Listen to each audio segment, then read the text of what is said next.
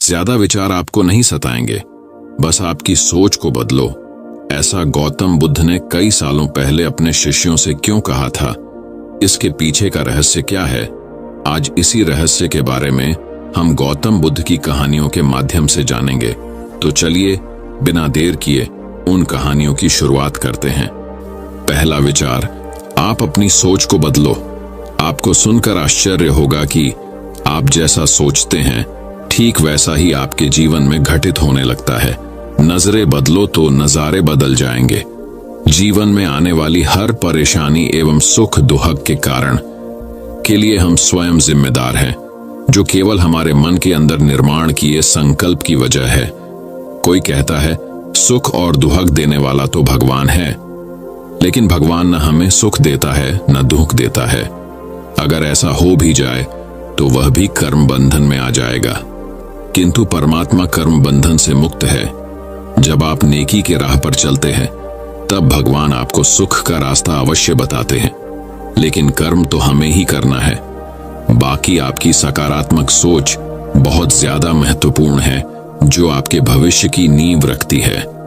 अगर आप नकारात्मक सोच रखते हो तो ठीक उसी प्रकार की नकारात्मक शक्ति आपके आसपास बन जाएगी, और अगर आप सकारात्मक सोच रखते हो तो आपके आसपास सकारात्मक आभा मंडल बनता जाएगा। कहने का तात्पर्य यही है कि अगर आप अपनी तकदीर यानी भाग्य बदलना चाहते हैं तो आप जैसे चाहे आप अपनी तकदीर बदल सकते हो। आपके पास एक विकल्प है कि मैं किस तरह की सोच का चुनाव करता हूं। जैसी सोच को आप अपने मस्तिष्क में जन्म देते हैं, उसी तरह की गतिविधियों का आप अपनी जिंदगी में अनुभव करने लगते हैं। यदि आप अपनी जिंदगी में बहुत बड़ा सकारात्मक परिवर्तन करना चाहते हो तो सबसे पहले अपनी सोच को बदले। इसके लिए आपको अपने अंदर आने वाले हर विचार पर निगरानी रखनी होगी।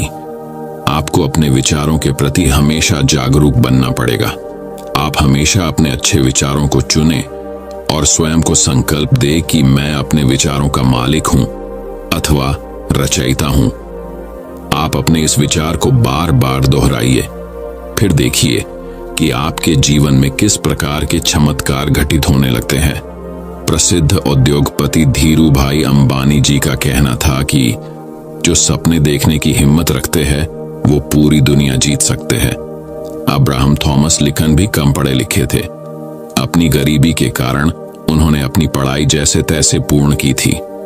उनके जीवन में काफी परेशानियां आई, किंतु वे कभी अपनी इन परिस्थितियों से मायूस नहीं हुए।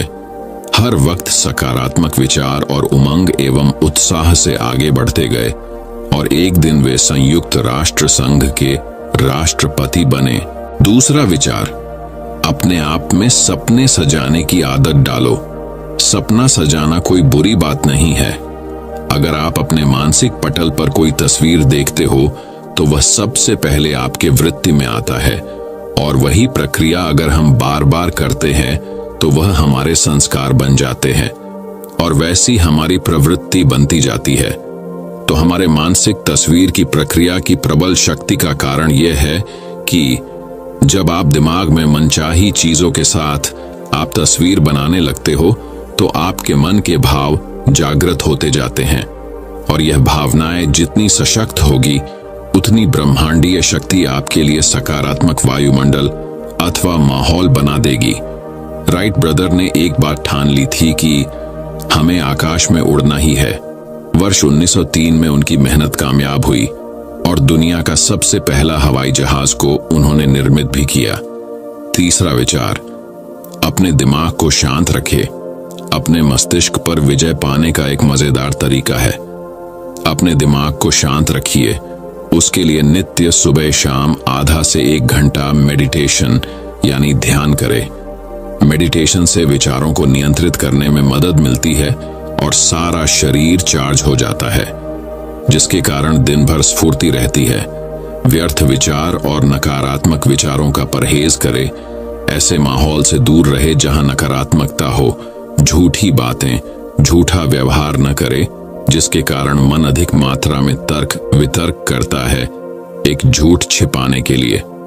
मन 1000 विचारों की सलाह लेता है और सच बोलने वालों को बस एक बार ही कहना पड़ता है और उसका मन कोई तर्क वितर्क नहीं करता।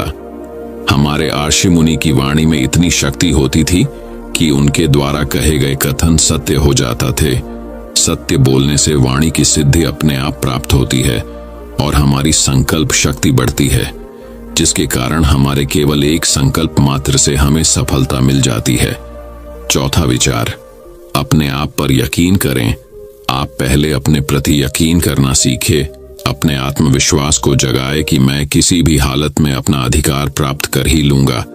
जीवन में जो चीज आपको चाहिए उसके लिए ऐसा पूरे विश्वास के साथ समझे कि ये चीज अब मेरी हो चुकी है, मैं उसका हकदार हूं और मैं उसका मालिक हूं। आप जो चाहे पा सकते हो, बस उसे अपने विचारों के सांचे में ढालने का आपको तरीका आपको आना चाहिए। ऐसा कोई सपना नहीं जो पूरा ना हो सके। आप अपने माध्यम से काम कर रही रचनात्मक शक्ति का प्रयोग करना सीख लें, बस उसके कारण आप अपने भाग्य के दरवाजे ज्यादा खोल लेते हैं।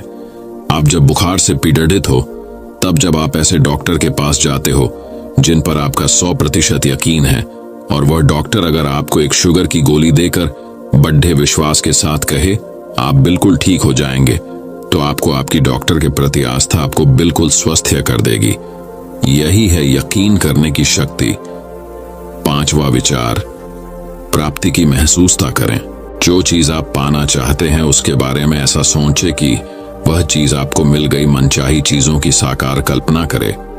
इस प्रक्रिया को अच्छा महसूस करते समय आप स्वयं को उसी फ्रीक्वेंसी पर रखते हो जहां पर आपकी मनपसंद चीज है। स्वयं को उस फ्रीक्वेंसी तक पहुंचाने का एक ही तरीका है कि मैं अभी इसे पा रहा हूं, मुझे तमाम चीजें इसी समय मिल रही हैं। बस मन में दृढ़ विश्वास भरो, मिलने की भावना को सचमुच महसूस करो कि वाकई आपने उस चीज को पा लिया है। आप छोटी छोटी चीजों से शुरू कर सकते हैं। जैसे आप कल्पना करें कि आपका कोई पुराना मित्र है, वह आपको मिलने आया है। आप कल्पना करें और उससे मन ही मन बातें करें कि जैसे वह आपके सामने आया है। आप यकीन करें कि उसका फोन या समाचार या स्वयं वह खुद आपसे मिलने जरूर आएगा। आप देखेंगे कि कुछ दिनों में वह वास्तविकता में आपसे मिलने आ जाएगा। छठवां विचार, अपने अतीत को भूले। अक्सर हम पिछली गुजरी जिंदगी की दास्तान सबके सामने बार बार दोहराते रहते हैं। मेरे साथ बहुत बुरा हुआ था, मैं उस घटना को भूल नहीं सकता, मैंने बहुत खराब दिन देखे। इस तरह हम अपने आप में नकारात्मक ऊर्जा भरते रहते हैं। जो व्यक्ति अपने अतीत को याद कर दुखी होता है, वह उस दुर्भाग्य और निराशा को बार बार भोगता है। वह भविष्य के लिए दुर्भाग्य की मानो प्रार्थना करता है, तो निश्चित रूप से आपको वही मिलेगा। आप अतीत को याद कर अपने वर्तमान में मुश्किलें पैदा कर रहे हो। हमेशा याद रखो कि आप स्वयं अपने भाग्य या दुर्भाग्य के लिए जिम्मेदार हो। बस ऐसा समझो कि भाग्य बनाने की कलम आपके हाथ में है।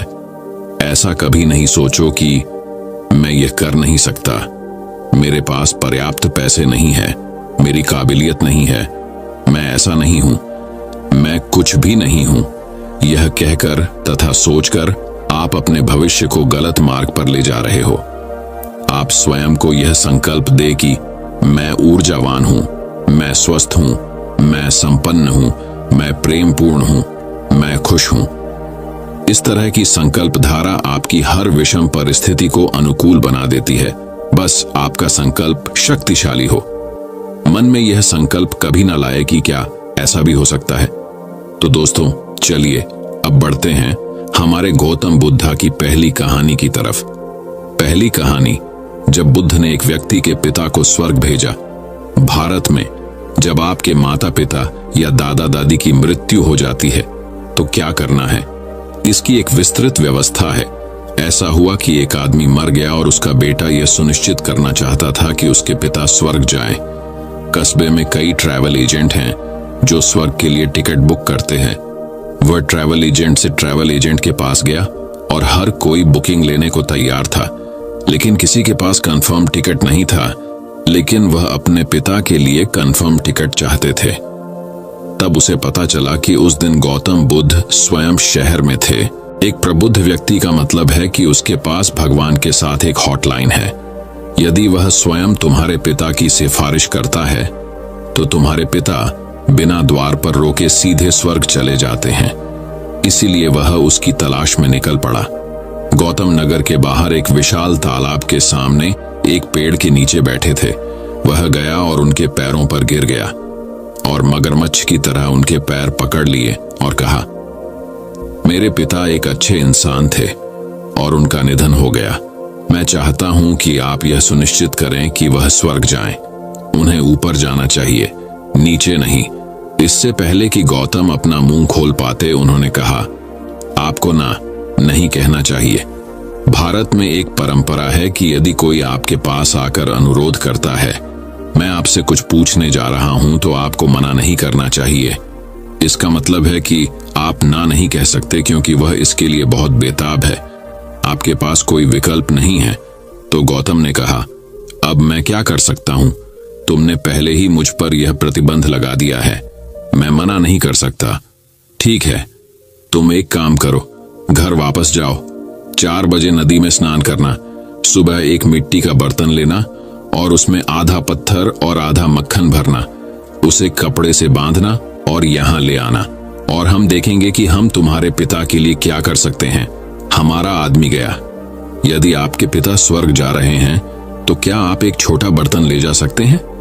उसने शहर में उपलब्ध सबसे बड़ा बर्तन खरीदा, उसे आधा पत्थर से आधा मक्खन से भर दिया और उसे बांध दिया। उसने बड़ी कठिनाई से इस भारी बर्तन को उठाया और गौतम के सामने आकर खड़ा हो गया। गौतम ने उसकी ओर देखा और कहा, सरोवर की 3 बार परिक्रमा करके आओ। इसे परिक्रमा कहते हैं। इसके पीछे एक विज्ञान है, लेकिन अब लोग इसे हर चीज के 3 बार चक्कर लगाने की हास्यास्पद हद तक ले जाते हैं। गौतम ने कहा, सरोवर की 3 बार परिक्रमा करके आओ। वह आदमी इस भारी बर्तन को लेकर झील के चारों ओर 3 बार चला। जब वह गौतम के सामने आकर खड़ा हुआ, तो वह आधा तैयार हो चुका था। गौतम ने उसकी हालत और उसके दृढ़ संकल्प को देखा। उसने उससे कहा, जब तक पानी तुम्हारी छाती तक न आ जाए, तब तक पानी में चलते रहो। वह अंदर चला गया। तब गौतम ने कहा, धीरे से बर्तन को अंदर आने दो। घड़ा अंदर जाकर डूब गया। गौतम ने एक मोटी छड़ी उठाई, उसकी ओर फेंकी और कहा, लो छड़ी, और अब तुम्हें एक ही झटके में मटका फोड़ना है। घड़ा पानी के नीचे था और वह आदमी थक गया था। इसे एक ही झटके में तोड़ना एक मुश्किल काम है, लेकिन तुम्हारे पिता स्वर्ग जा रहे हैं। क्या तुम हार मान सकते हो? वह वहीं खड़ा रहा और तैयार हो गया। उस आदमी ने उन सभी देवताओं के बारे में सोचा जिन्हें वह जानता था, और उसने अपनी सांसें रोक लीं। तब गौतम ने कहा, अगर तुम इसे एक ही झटके में तोड़ोगे, तो पत्थर सतह पर आकर तैरने लगेंगे, मक्खन डूब जाएगा। फिर तुम्हारे पिता ने इसे बनाया है। एक ही झटके में मटकी टूट गई और मक्खन ऊपर आ गया। उन्होंने इस अपवित्रीकरण को देखा। मक्खन ऊपर आ गया। अब क्या करें? उसने गौतम की ओर देखा। गौतम ने कहा, उन्होंने इसे नहीं बनाया। जब पत्थर आने वाले थे तो मक्खन आ गया, और वह आदमी पूरी तरह से निराश हो गया। फिर वह घूमा और वापस चलने लगा। जैसे ही वह पानी से बाहर आने लगा, उसका दिमाग काम करने लगा। वह गौतम के पास आया और पूछा, आपने कहा था कि मक्खन डूब जाएगा और पत्थर तैरेंगे। यह कैसे संभव है? प्रकृति के नियम ऐसे हैं कि केवल पत्थर डूब सकते हैं, मक्खन केवल तैर सकता है। क्या आपने मुझे धोखा दिया? गौतम ने कहा, ओह, अब जब आप प्रकृति के नियमों के बारे में इतना जानते हैं, तो समस्या क्या है? यदि आपके पिता मक्खन की तरह हैं, तो वह ऊपर जाएंगे। यदि वह पत्थर की तरह हैं, तो वह नीचे जाएंगे। मैं क्या कर सकता हूं, इसके बारे में क्या करें? और आप इसके बारे में क्या कर सकते हैं? आप बहुत थके हुए लग रहे हैं। घर जाओ और सो जाओ। तो दोस्तों, चलिए बढ़ते हैं हमारी गौतम बुद्ध की दूसरी कहानी की तरफ। दूसरी कहानी, क्या ईश्वर का अस्तित्व है? गौतम बुद्ध के जीवन में एक बहुत अद्भुत घटना घटी। एक निश्चित सुबह वह अपने शिष्यों की एक मंडली में बैठे थे और एक व्यक्ति आया। वह राम के भक्त थे। वह जीवन भर केवल राम राम राम करते रहे हैं, और वह न केवल मंदिर गए हैं, बल्कि उन्होंने खुद कई मंदिर भी बनवाए हैं। वह एक महान भक्त थे। अब उम्र ढल रही थी और थोड़ा संदेह हुआ। मैं अपने पूरे जीवन में केवल राम राम राम करता रहा हूं। यहाँ ऐसे बहुत से लोग हैं जो ईश्वर में विश्वास नहीं रखते और फिर भी संसार में मौज मस्ती कर रहे हैं। भगवान का नाम लेने में ही मैंने सब कुछ खो दिया है। मान लीजिए कि कोई भगवान नहीं है जैसा कि दूसरे लोग कह रहे हैं, तो मैं अपनी पूरी जिंदगी चूक जाऊंगा। वह जानता है कि ईश्वर है, लेकिन उसे बस थोड़ा सा संदेह था। वैसे भी यहाँ एक प्रबुद्ध व्यक्ति है, उसे पता होना चाहिए। वह गौतम के पास गया।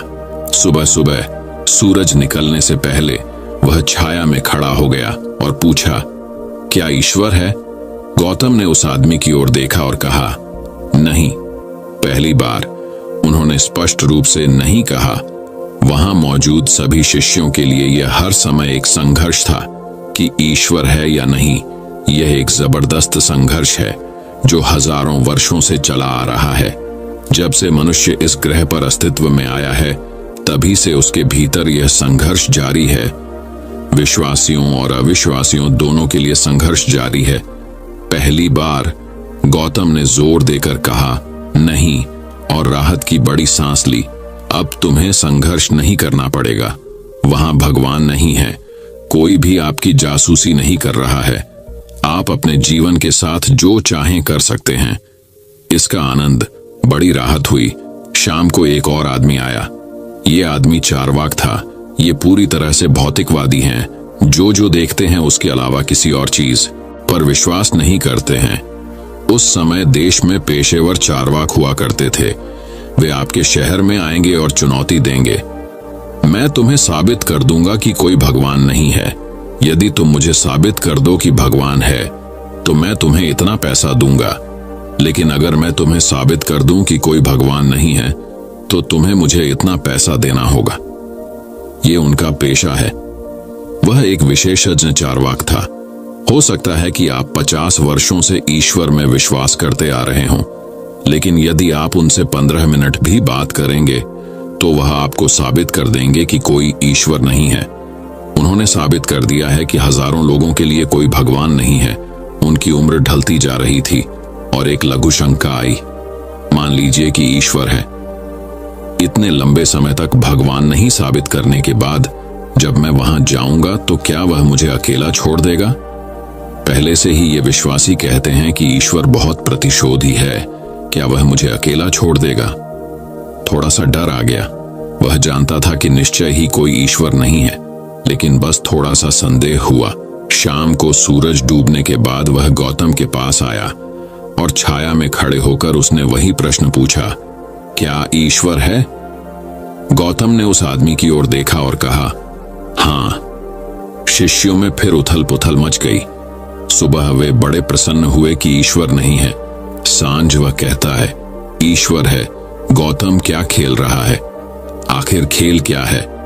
क्या वह सिर्फ भ्रम पैदा करने की कोशिश कर रहे हैं? अब सारा खेल सारे विश्वास को हटाने का है ताकि आप वास्तव में खोज करें।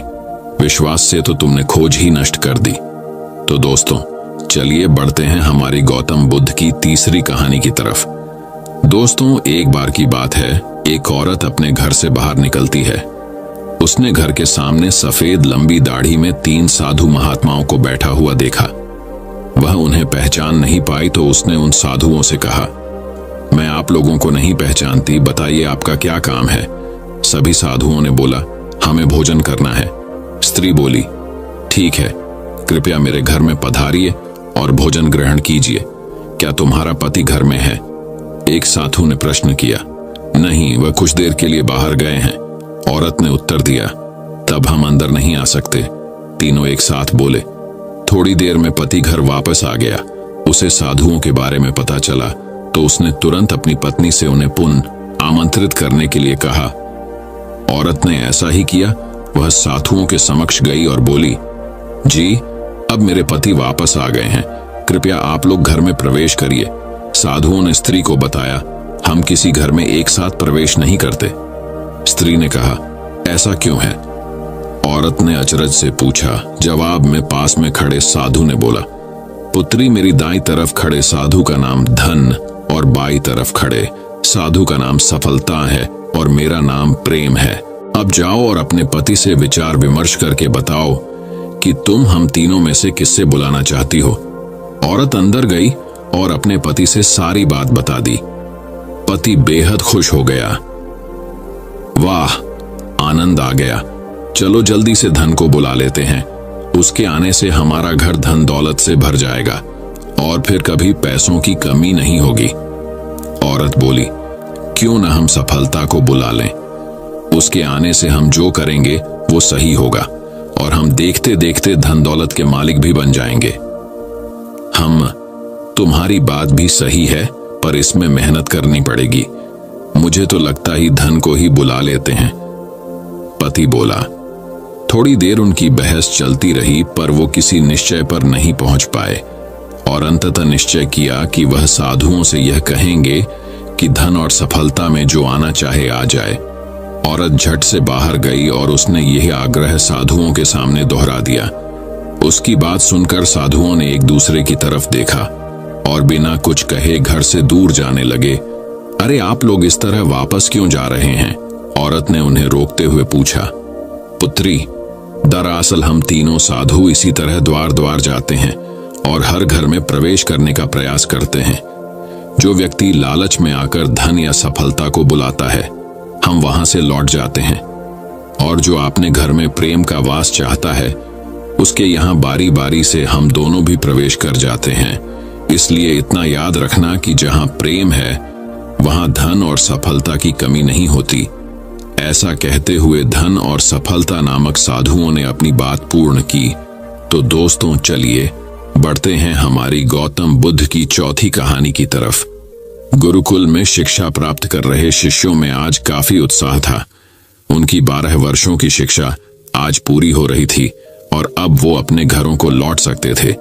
गुरुजी भी अपने शिष्यों की शिक्षा दीक्षा से प्रसन्न थे और गुरुकुल की परंपरा के अनुसार शिष्यों को आखिरी उपदेश देने की तैयारी कर रहे थे।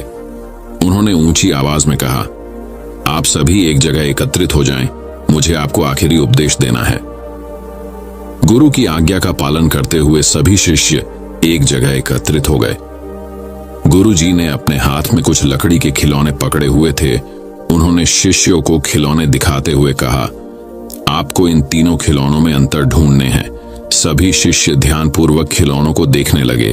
तीनों लकड़ी से बने बिल्कुल एक समान दिखने वाले गुड्डे थे।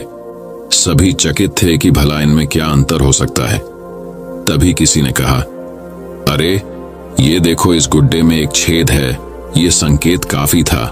जल्द ही शिष्यों ने पता लगा लिया और गुरुजी से बोले, गुरुजी, इन गुड़ों में बस इतना ही अंतर है कि एक के दोनों कान में छेद है, दूसरे के एक कान और एक मुंह में छेद है और तीसरे के सिर्फ एक कान में छेद है। गुरुजी बोले, बिल्कुल सही। और उन्होंने धातु का एवं पतला तार देते हुए उसे कान के छेद में डालने के लिए कहा। शिष्यों ने वैसा ही किया। तार पहले गुड्डे के एक कान से होता हुआ दूसरे के कान से निकल गया, दूसरे गुड्डे के कान से होते हुए मुंह से निकल गया और तीसरे के कान में घुसा, पर कहीं से निकल नहीं पाया। तब गुरुजी ने शिष्यों से गुड्डे को अपने हाथ में लेते हुए कहा, प्रिय शिष्यों, इन 3 गुड्डों की तरह ही आपके जीवन में 3 तरह के व्यक्ति आएंगे। पहला गुड्डा ऐसे व्यक्तियों को दर्शाता है जो आपकी बात एक कान से सुनकर दूसरे से निकाल देंगे। आप ऐसे लोगों से कभी अपनी समस्या साझा न करें। दूसरा गुड्डा ऐसे लोगों को दर्शाता है जो आपकी बात सुनते हैं और उसे दूसरों के सामने जाकर बोलते हैं। इनसे बचें और कभी अपनी महत्वपूर्ण बातें इन्हें ना बताएं। और तीसरा गुड्डा ऐसे लोगों का प्रतीक है जिन पर आप भरोसा कर सकते हैं और उनसे किसी भी तरह का विचार विमर्श कर सकते हैं, सलाह ले सकते हैं। यही वो लोग हैं जो आपकी ताकत है और इन्हें आपको कभी नहीं खोना चाहिए। भगवान बुद्ध का एक अनुयायी ने कहा, है प्रभु, मुझे आपसे एक निवेदन करना है। बुद्ध ने कहा, बताओ क्या कहना है। अनुयायी बोला, मेरे वस्त्र पुराने हो चुके हैं, अब ये पहनने लायक नहीं रहे, कृपया मुझे नए वस्त्र देने का कष्ट करें। बुद्ध ने अनुयायी के वस्त्र देखे।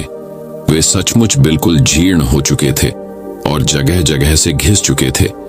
इसलिए उन्होंने एक अन्य अनुयायी को नए वस्त्र देने का आदेश दे दिए। कुछ दिनों बाद बुद्ध अनुयायी के घर पहुंचे। बुद्ध बोले, क्या तुम अपने नए वस्त्रों में आराम से हो? तुम्हें और कुछ तो नहीं चाहिए? अनुयायी बुद्ध से बोला, धन्यवाद प्रभु, मैं इन वस्त्रों में बिल्कुल ठीक हूं और मुझे और कुछ नहीं चाहिए। बुद्ध उस व्यक्ति से बोले, अब जबकि तुम्हारे पास नए वस्त्र हैं तो तुमने पुराने वस्त्रों का क्या किया?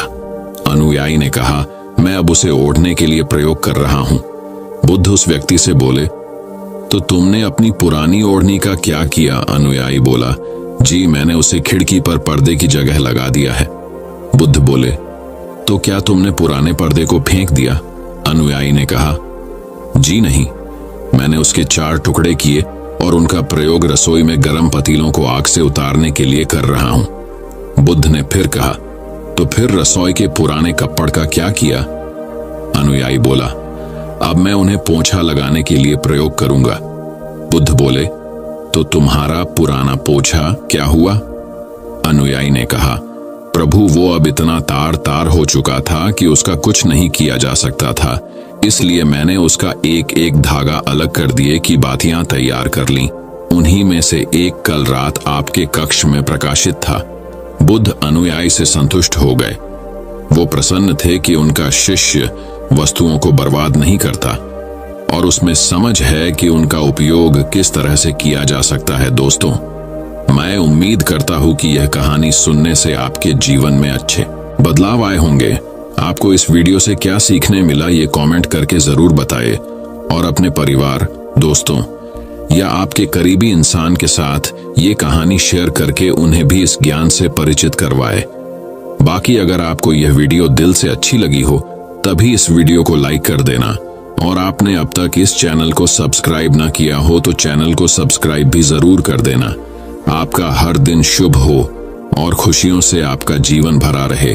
धन्यवाद। नमो बुद्धाय।